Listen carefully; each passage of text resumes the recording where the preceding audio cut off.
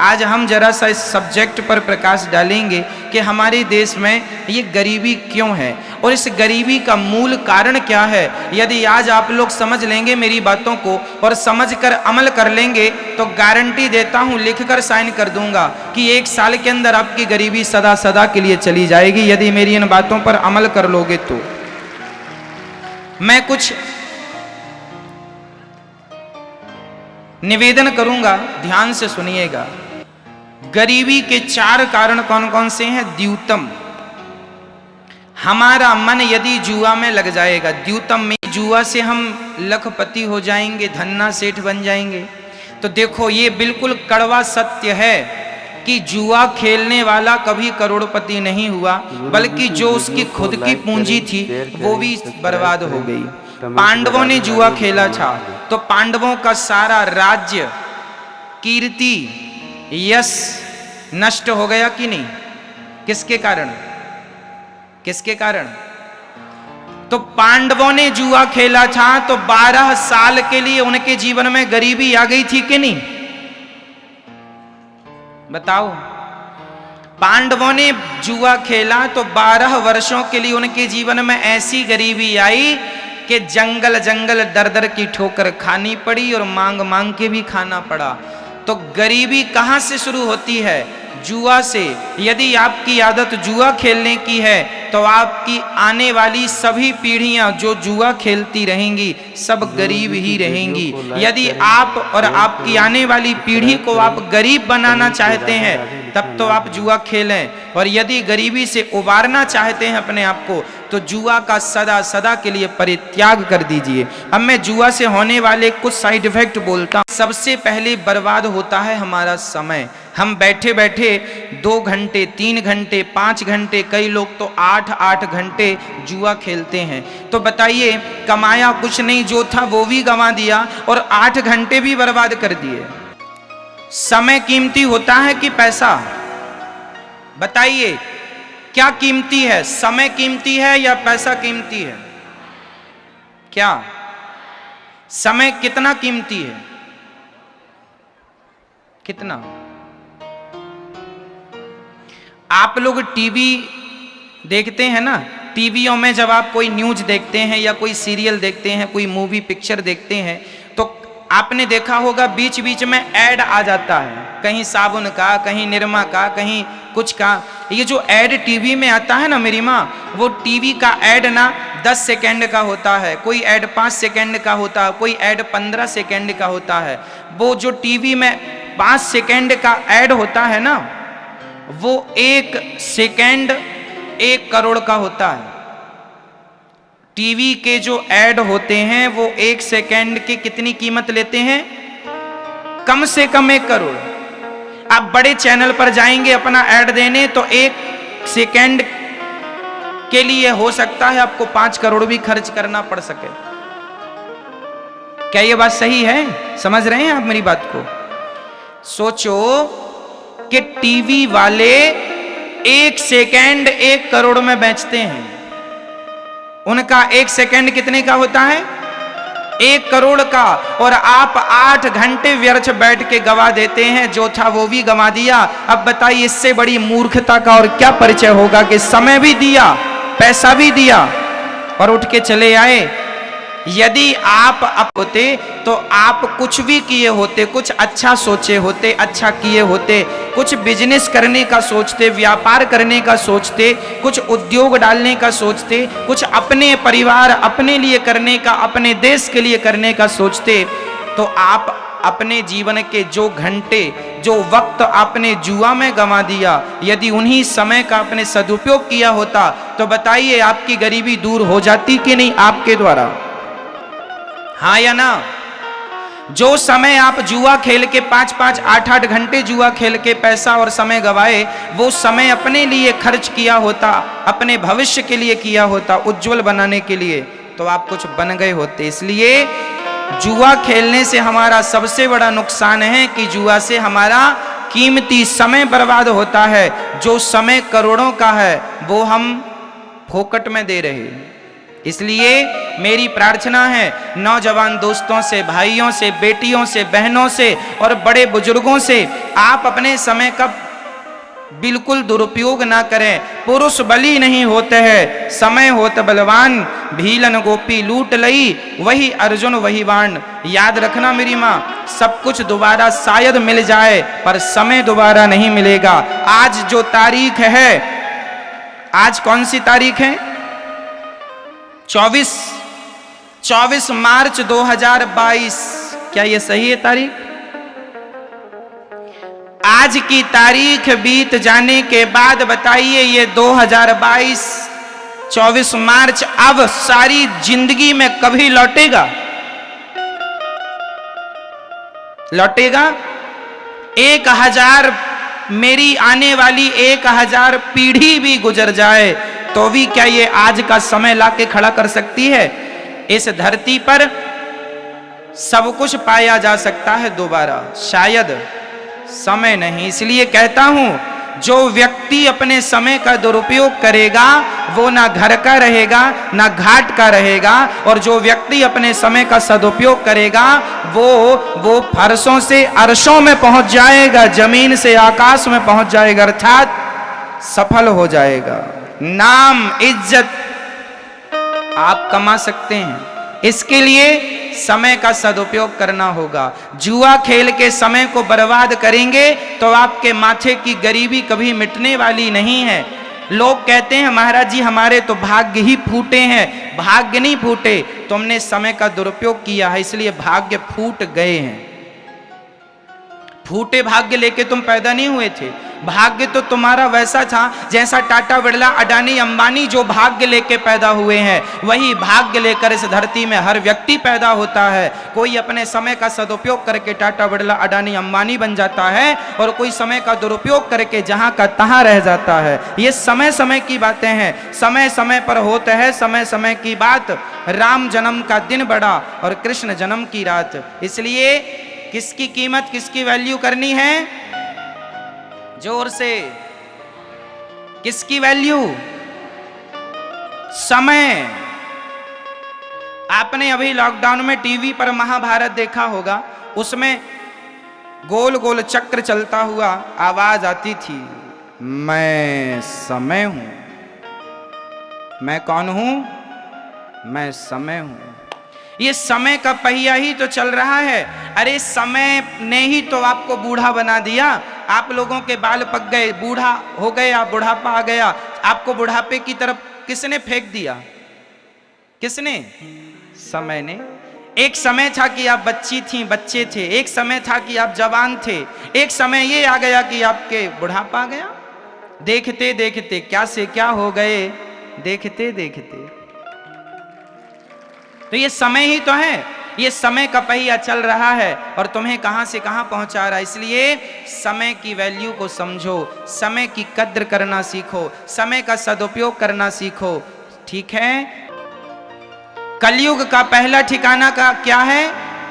जुआ। जहां जुआ है वहां कलयुग है, जहां जुआ है वहां गरीबी है। अब दूसरा ठिकाना सुनो, द्यूतम पानम। पानम बोले तो शराब। जो शराब पिएगा वो सदा गरीब रहेगा। क्यों?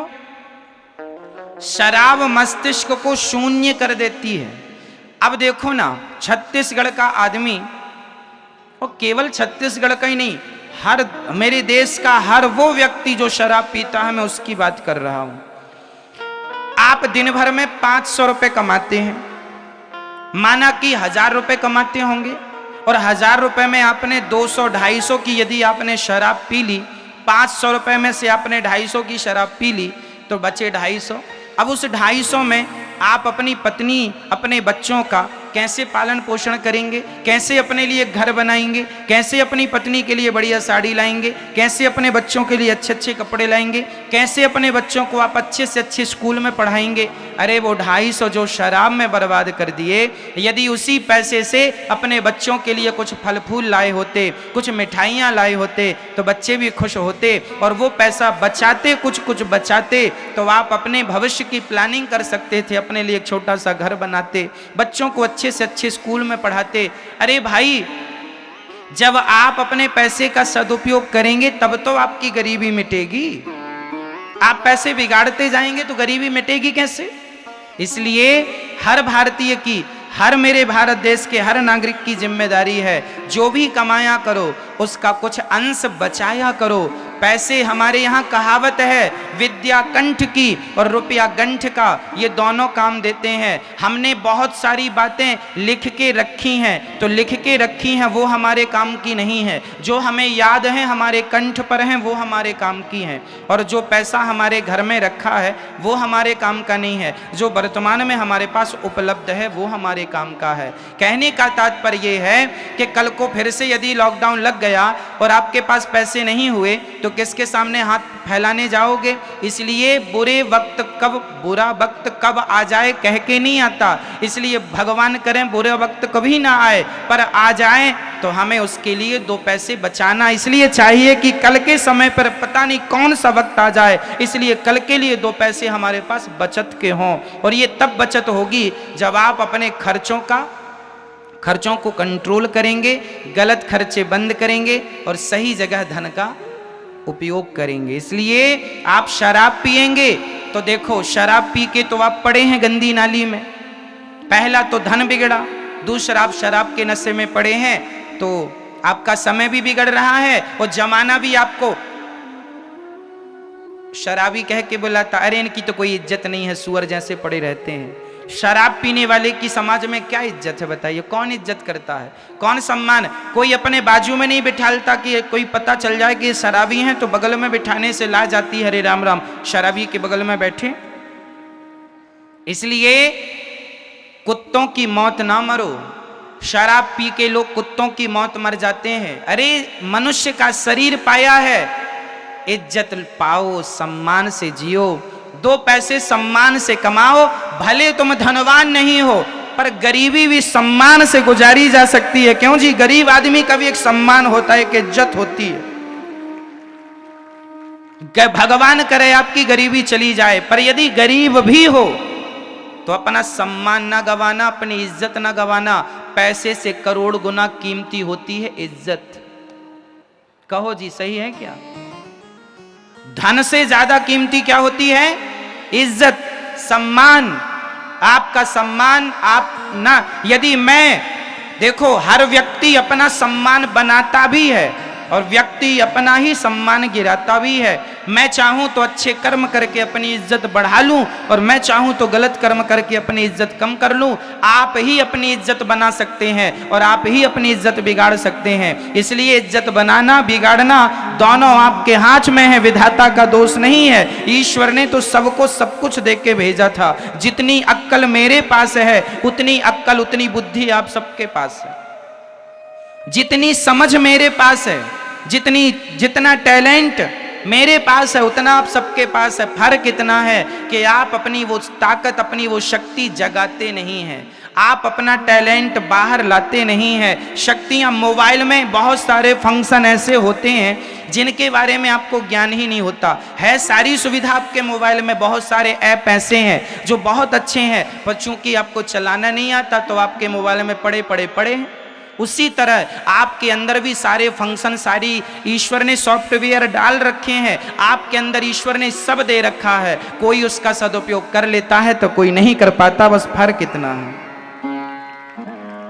इसलिए शराब पीकर अपना विनाश ना करो। शराब पीने से भगवान श्री कृष्ण के 56 करोड़ यदुवंशी आपस में लड़के मर गए थे केवल शराब के कारण। भगवान का वंश भी शराब पी के यदि आपस में लड़ गया तो ये याद रखना, भगवान कहते हैं कि मैं भगवान हूं, मेरा वंश, मेरा परिवार, मेरा परिकर यदि शराब पीता है तो उसका ये परिणाम होता है, तुम पियोगे तो तुम्हारा क्या होगा। इसलिए सुधर जाओ, शराब पी के अपना नाश ना करो, नहीं तो इतिहास साक्षी है, रहा ना को कुल रोवनिहारा। द्यूतम पानम, शराब नहीं। इसलिए अपने आप को मुक्त करो शराब से और एक अच्छा जीवन जियो। और मैं आपसे प्रार्थना करता हूं, ये दुनिया, ये जमाना, ये तो चाहता ही है। आज गांव में कोई तरक्की करने लग जाए तो कुछ लोग ईर्ष्यावश जलने लगते हैं और वो तो ये प्लान करने लगते हैं कि आपकी तरक्की को कैसे रोका जाए। वो तो फिर आपको शराब पिलाएंगे, गांजा पिलाएंगे, गलत रास्ते पर ले जाएंगे ताकि आपका काम से मन हट जाए और आप नशेड़ी बन के गंदी नाली में पड़े रहें और आपका विकास ना हो, सदा आपके माथे पे गरीबी बनी रहे।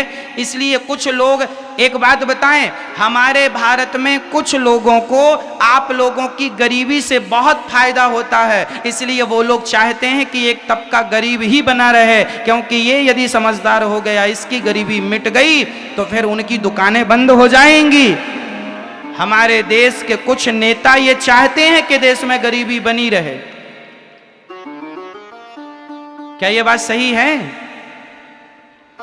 हमारे देश का कुछ तबका ऐसा है जो चाहता है कि आप में से कुछ लोग सदा गरीब रहें। मेरी हाथ जोड़ के विनती है, उन लोगों का सपना पूरा ना होने दो। इसलिए आपसे मेरी प्रार्थना है, आप अपना विकास कीजिए और जब आपका विकास होगा, आपके विकास से ही मेरे देश का विकास हो जाएगा। इसलिए कलयुग का दूसरा ठिकाना क्या है बताइए? कलयुग का पहला स्थान क्या है? द्यूतम, जुआ, जहां जुआ होगा वहां कलयुग। दूसरा पानम, पानम मतलब जहां शराब होगी वहां कौन होगा? कलयुग। जहां कलयुग होगा वहां कलह होगी, झगड़ा होगा और आपस में लड़के तुम मरते रहोगे। आपस में लड़ने वाले लोग कभी विकास नहीं करते, याद रखना। आपस में लड़ने वाले लोग कभी विकास, इसलिए लड़ाई झगड़े की पॉलिसी को किनारे कर दो। भाई भाई, यदि मैं अपने, अब बताइए, मेरे पास 1 घंटा है ओनली, अब मैं उस 1 घंटे में या तो लड़ लूं या तो अपने लिए कुछ कर लूं, क्यों जी? इसलिए लड़ाई झगड़े से किसी की गति नहीं है। इसलिए कलयुग का तीसरा ठिकाना है स्त्रियः, द्यूतम पानम स्त्रियः। कलयुग का तीसरा स्थान है चरित्रहीनता। जहां पुरुष चरित्र से गिरा, जहां स्त्री चरित्र से गिरी, वहीं कलयुग सवार खोपड़ी में हुआ और तुम्हारा विनाश कर देता है।